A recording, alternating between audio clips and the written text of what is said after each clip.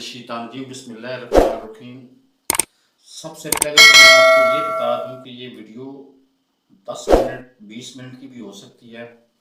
खुदारा ये वीडियो अगर खुद नहीं देखनी ना तो संभाल के रख लें, चाहे डाउनलोड करके रख लें, चाहे जिस तरीके से मर्जी। इसको अपने बच्चों को जरूर दिखाइएगा। ये वीडियो बुनियादी तौर पर आपके बच्चों के मुस्तकबिल के लिए है। आप तो ज़िंदगी गुजार चुके हैं जिस तरह की गुजारनी थी, लेकिन आपके बच्चों का मुस्तकबिल इससे संवर जाएगा। आपने नोट किया होगा 16 दिसंबर 1970 या 71 को बांग्लादेश हमसे अलग हो गया था, अलग मुल्क बन गया। मशरकी पाकिस्तान उसको पहले कहते थे, वो बांग्लादेश अलग हो गया। अब उस वक़्त से आज तक रवायत ये चली आ रही है कि जब भी 16 दिसंबर आता है हम एक वीडियो डालते हैं, उसको और दर्जे के व्यूज़ मिलते हैं। और कभी ये नहीं हुआ कि हमने 18 को वीडियो डाली हो या 20 को वीडियो डाली हो, 16 दिसंबर को ही वीडियो हम डालते हैं, अपलोड करते हैं। लेकिन आजकल ये बाखुदा मुझे इल्म नहीं है, आजकल ये वीडियो जो है ये जून आ गया, जून में भी ये वीडियो अपलोड होती है, बार बार होती है। और दिन में कई दफ़ा मैं खुद मुजीबुर रहमान की तकरीरें सुनता हूँ और बहुत सारी चीज़ों की तकरीरें सुनता हूँ। तो मैं इस पे मशकूक या इसके ऊपर तहफ़्फ़ुज़ात तो मेरे ज़हन में पहले ही थे, लेकिन एक मेरे साथ है 50-55 साला एक शख्स, उसका नाम, पूरा नाम तो नहीं उसका मेरे ज़हन में, शामी उसको कहते हैं।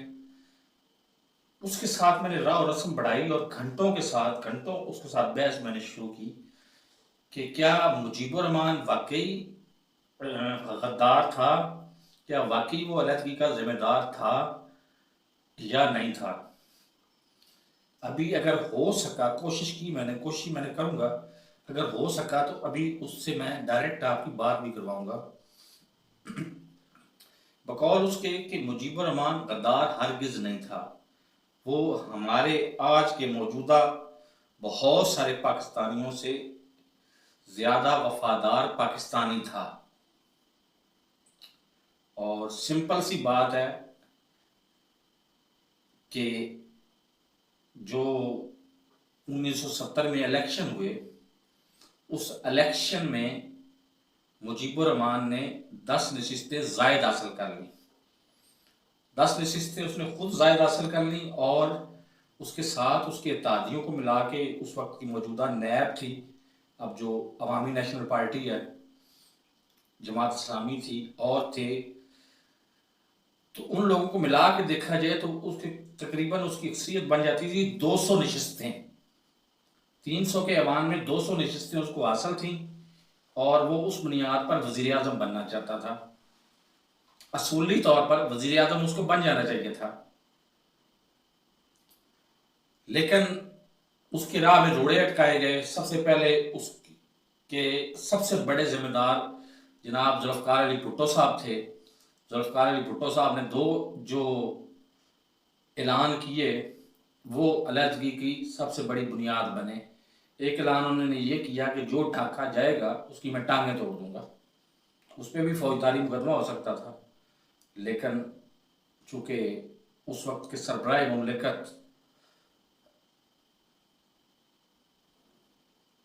याह्या खान उनके साथ थे, उनको कुर्ब हासिल था जुल्फ़िकार अली भुट्टो का, इसलिए उनके खिलाफ कोई कार्रवाई नहीं की गई। दूसरे ही उन्होंने एक और बड़ा मज़ाक़ा खेज़ किस्म का बयान दिया, जिसको अखबारों ने कुछ इन अल्फाज में छापा कि उधर तुम इधर हम। इसका मतलब क्या था कि उधर तुम वज़ीर आज़म बन जाओ, इधर हम वज़ीर आज़म बन जाते हैं, यानी मुल्क एक और वज़ीर आज़म 2।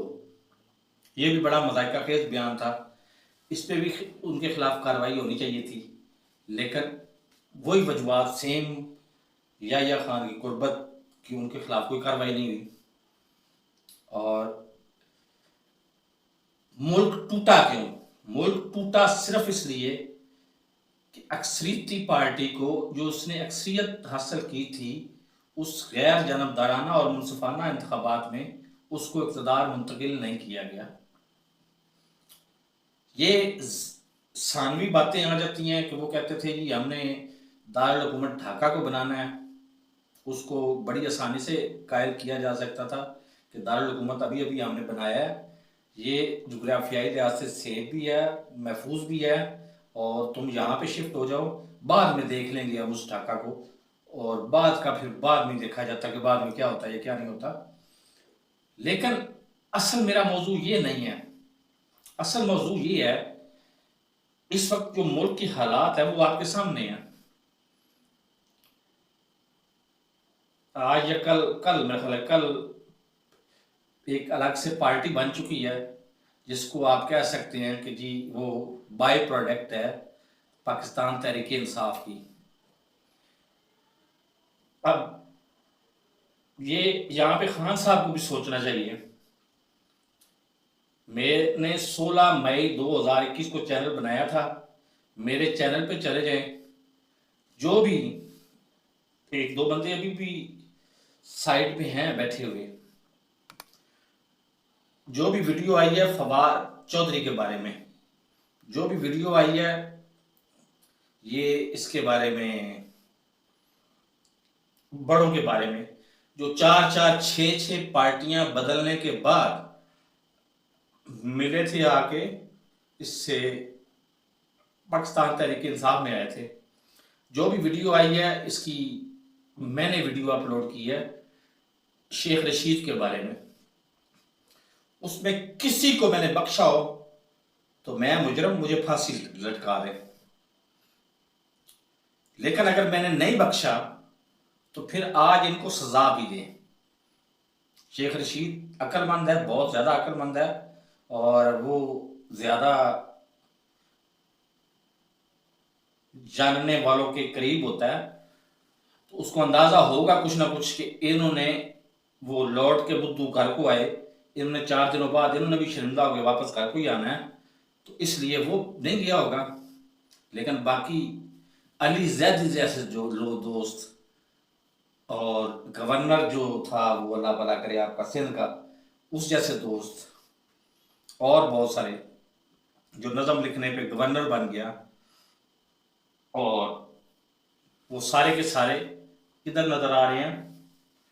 उस आईपीपी पार्टी का नाम ही अजीब सा है, उसका नाम है IPP, Istehkam Pakistan Istehkam Pakistan party, Istehkam I P for Pakistan और पार्टी पी फॉर पार्टी, और उसके साथ अगर एस लगा दिया जाए आईपीपीज, तो बेनज़ीर का वो स्याह कारनामा जो जिसने मुल्क की बुनियादें हिला के रख दी, उसने बहुत महंगे और बहुत कड़ी शराइत पे सौदे किए आईपीपीज के लिए जो बिजली पैदा करती हैं, और उस पे मुल्क आज टूटने पे आ गया हुआ है।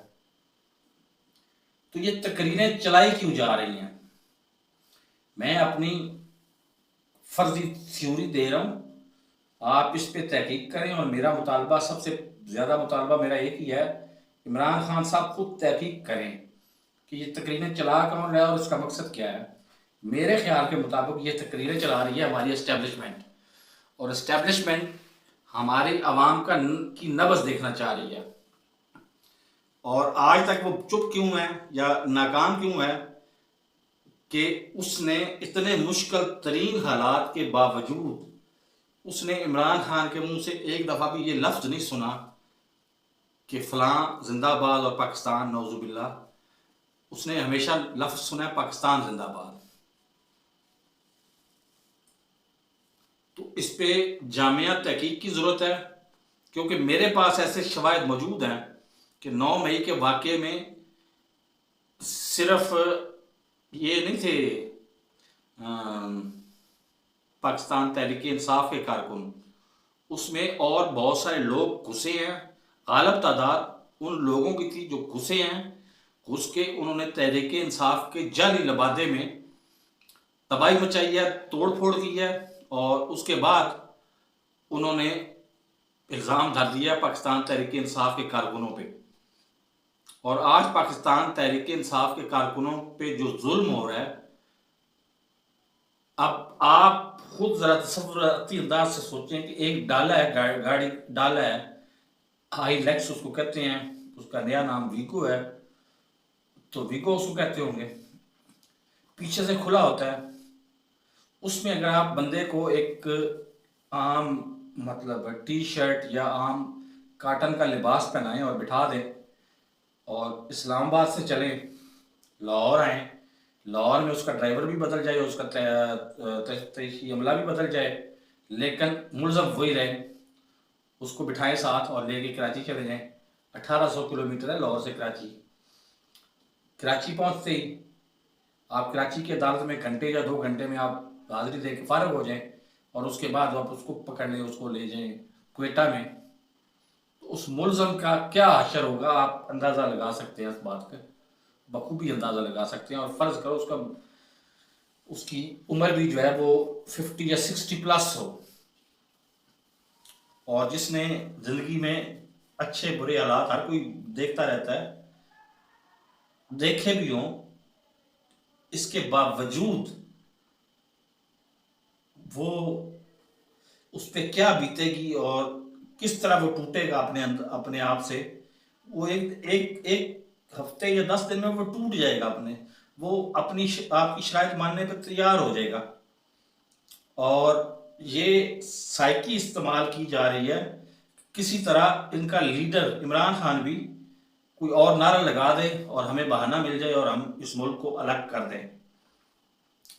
लेकिन अलग करने में सबसे ज्यादा नुकसान किसका होगा? इसी पाकिस्तान आर्मी का, क्योंकि ये मत भूले मत भूले मत भूले, मैं 1.5 साल पहले अपनी वीडियो अपलोड कर चुका हूं और आज भी उस पर वीडियो पे कायम हूं। आप जाके तारीख देखें, अक्टूबर का पहले 15 दिन में तारीख है उसकी, और उसमें मैंने अमेरिकन रजीम चेंज प्रोग्राम का पूरे के पूरा चट्टा चट्टा खट्टा चट्टा सब कुछ खोल के रख दिया है। उनका करना का प्रोग्राम क्या है, उनका एंड एंड एंड यही है कि पाकिस्तान आर्मी को इतना बदनाम करके, इतना कमजोर करके, इनसे उनके एटमी हथियारों का कंट्रोल ले लिया जाए।